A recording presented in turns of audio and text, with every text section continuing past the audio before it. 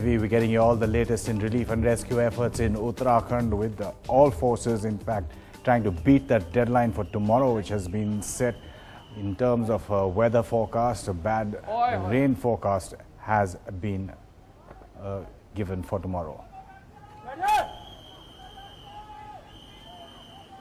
The process of rescue is slow and laborious. In fact, those horses you see are animals which have been trapped out there. The owner was trying to get them down, but apparently he's also fled when there was a big landslide. Now those horses are stuck, man and beast as well, caught up in this disaster. But here, as teams now make their way here, they are trying to ensure that quickly medical aid, food can be given. These are teams from the NDRF, the ITBP, the army. In fact, even NGOs are out here to try and ensure that when people come down, they are given first aid. Sir, थोड़ा बताएं ये सब क्या है आपका, क्या injuries के लोग लेके आ रहे हैं यहाँ पे सर? जैसे ये जो बहुत क्रिटिकल या स्लाइड हो रहा है, तो इस टाइम कोई ऐसे बंदे आ जाते हैं जो कि किसी का तो हेड इंजरी हो जाता है, ज़्यादा ब्लीडिंग, हमारा उनके पास ऐसे इंजेक्शन है जिनको लगा देते हैं हम, ताकि ब्लीडिंग रुक जाए, और स्टिचिंग वगैरह कर लेते हैं ताकि और इन्फ्लेमेशन भी कम हो जाए। हाँ सर, ब्लीडिंग रोकते हैं, और ज़्यादातर जो भी मसल्स वगैरह कट जाता है उसको ड्रेसिंग और बैंडेज करके नीचे इवाकुएट कर देते हैं ताकि अगला कुछ कार्रवाई हो सके, बंदा बच जाए। And we can just pan. The reason why they are whistling is because they're warning that there's a landslide coming. And if we can just pan up there and show you, even now, this particular mountain face is very unstable, rocks coming down, people trapped above this mountain as well, and bodies trapped below. It's going to be a long process to try and ensure that people come down safely. But right now on the ground, I mean, you have forces, you have NGOs, everyone trying to ensure that as people come down, they are given medical aid. You can just see the devastation that the river has actually caused. It's made a huge path as it came tumbling down the water. The flood water came rushing down. It's just cut a path through. We believe on the right side of the bank there was a small temple. There's absolutely no sign of that. And if we can just pan here and show you that you have now the helicopters. They basically were waiting for some kind of clearing in the sky. They've got an opportunity right now to try and at least carry out aerial service, if not actual rescues. But the weather is something that they are really worried about. It changes up here in the mountains very quickly. And you can just see the scale of devastation out there. As I said, both man and beast trapped as the forces of nature unleashed here in Kedarnath. In Kedarnath, Siddharth Pandey for NDTV. You can, in fact, just see that the dust rising up there, and that's because the mountain essentially is coming down, it's crumbling down. We've just had a little break in the rain, but when the rain comes again, it's going to destabilize that mountain further.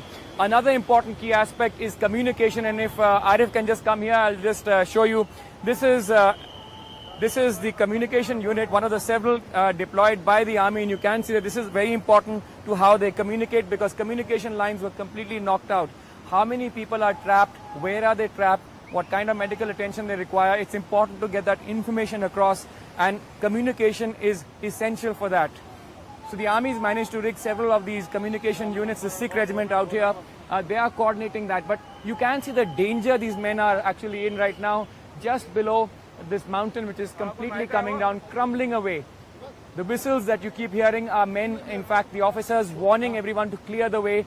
Whenever they feel there's enough chance, they quickly try and dash through, and then they try and recover whoever else they can. So like I said, you've got various regiments, the Bihar regiment, the Sikh regiment, all of them, the NDRF, the ITBP, trying to ensure that whoever's now left, there are several people stranded up there, that they quickly get them down. And we can just show you once again, just if you can pan up there, there is a vehicle stuck. That vehicle essentially is on a little ledge, a road which went to Gaurikund. Below it, the road has been washed. On the right side, you can see there's been a complete landslide. That road completely destroyed. So the road links are going to take months, if not years, to try and complete. It's not going to be an easy task. But finally, of course, what the authorities are saying, that they're going to try and give it a massive push to try and ensure they can rescue as many people as quickly as possible. And once again, another helicopter goes on top. They've been worried that the weather is going to turn. It's going to be heavy rainfall. Through the morning on Sunday, we've had mist, we've had clouds coming down, and well, that again, I mean, the worry there is that more chunks of rock are going to come down. In fact, they have spotters both down here as well as up in the air. The helicopters, they're trying to coordinate whenever they get a little passage of time. You can see that there is one sadhu who's trying to actually walk through the rocks right in the middle. He's in a very, very dangerous position because the rocks continue to come tumbling down. In fact, they are trying to signal him to actually stop, to go back, not come through. But then again, if you've been stuck up there in the mountain for so long, many people just desperate to get out. It's actually very slow progress, but that's to make sure that no one else is injured. We've already lost people, people from the ITBP, from the police. We've actually lost 5 men at least while they were trying to rescue those stranded. The idea now is to ensure that whoever's stuck is rescued without any loss of life. Well, just before Gaurikund is Sonprayag, and you can see this is on the riverbed. Cars tossed around simply as if they were toys. This entire area where I'm standing was in fact a huge parking lot. Several cars swept away, and you can see that they were just simply tossed around as the river waters came surging down. Many people would question, was it really wise to build on the riverbed itself? There are of course norms, but clearly norms were given a go-by. You can just see that this particular house, for example, this particular lodge, half of it's already filled with sand and debris which came tumbling down from the mountains. It's in the riverbed. So the question is, should this have actually ever been built here in the first place? Eventually, there was loss of life and property. So the big question that will have to be asked when, of course, reconstruction starts, that do we now really need to ensure that norms are adhered to? This is the scene at Sonprayag, just on the way to Gaurikund and Kedarnath.